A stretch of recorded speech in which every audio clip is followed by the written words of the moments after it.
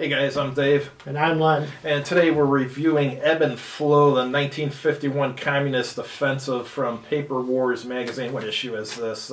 Issue number 105. Alright, this is Len's game. He read the rules. I just played it, so why don't you start it off? It's about the 1951, the last Chinese offensive. And at the end of this, they had a static line across 38 parallel. And the object was the Chinese were trying a last-ditch effort to win the war. But the UN forces, mostly United States and the Republic of Korea, stopped it and were able to counterattack successfully. So it's a very simple game, divisional level, division with some brigades and battalions. Yeah. And it also had different steps than you would have in different games. I mean, essentially, some counters had 4 steps and stuff, so you hold some of them off the board and stuff until they're needed. Yeah, because what happens is like the communist units have 4 steps, so they have one counter representing the first 2, and then down, and then when you lose 2 steps, you got a 2 strength counter. And of course, after that one's lost, you can't replace it. Mm-hmm. So, this is one of the few Korean war games where the communists actually can win. Most of the Korean war games I've played, it seems like it's really hard for the communists to win. That's actually pretty, I'd say, fairly easy in this one for the communists to win. Well, the thing is, the historical campaign, they did have a lot of troops.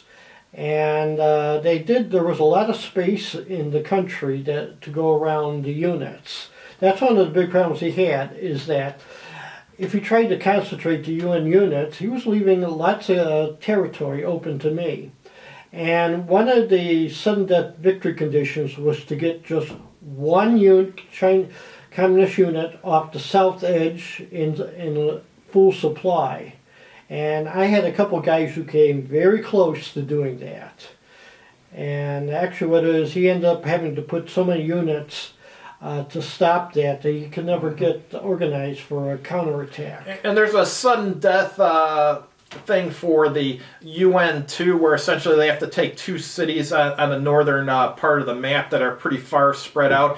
So in order to do that, you would have to you wouldn't be able to use those to hold the line then, and you would need probably 4 divisions to do it. If you remove your 4 divisions from the 38th parallel, you got nothing to stop the Chinese whatsoever. So unless you could somehow take those 2 cities faster than the Chinese can get a unit off the board, which is pretty hard. I mean, that's not going to work for you. And the combat differential table, I didn't have any problems with the combat results table. It's just one caveat to it, though. If you have 0 or less than 0, what do they call it? They don't use odds. What's the word they're using this because it's a +1 plus differential. Differential, yeah. Less than or equal to 0 differential. Essentially, it's completely suicidal to attack. So if you're in that case, you just don't attack. So I mean that limits the UN because obviously the first thing that the communists are going to do, they're going to stack to their maximum their units, and it's going to be rare. I'd say not completely rare, but most likely you're not going to be able to get greater than 0 as far as differential, so you're not going to attack. So this has a unique turn. Turn 4 is you actually have a timeout, and everybody can put their units back at full strength. Mm-hmm. So it's very peculiar. Because I remember it's a Chinese, I'm attacking ferociously the first 3 turns, knowing in turn 4, unless I have a unit destroyed, it can come back in full strength. Mm-hmm. So turn 5, we're actually restarting the game. So I think that played a role in your strategy. Because actually I was fearful after turn 5, you would be constantly counterattacking, destroying reducing them really quick.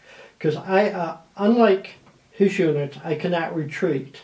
If it says like 3 steps, I lose the 3 steps. So I was very fearful of a few ferocious counterattacks. This is also one of the games where, let's say you take a step loss. If you're the defender, you can choose to not take the step loss and just retreat 1 hex. So if you like those type of games, you would like it. It helps the U.S. or the UN with their staying power, though. But also they got another thing to help the UN with their staying power. At the end of each UN turn, they get 1 ROC step back and 1 US step back. Yeah, so I was thinking I can't help but compare this. The one strategic one I know the best was I think West End Game had a Korean War one, but that had all sorts of unique features. Like you put a unit in either combat mode, medium mode, or road mode.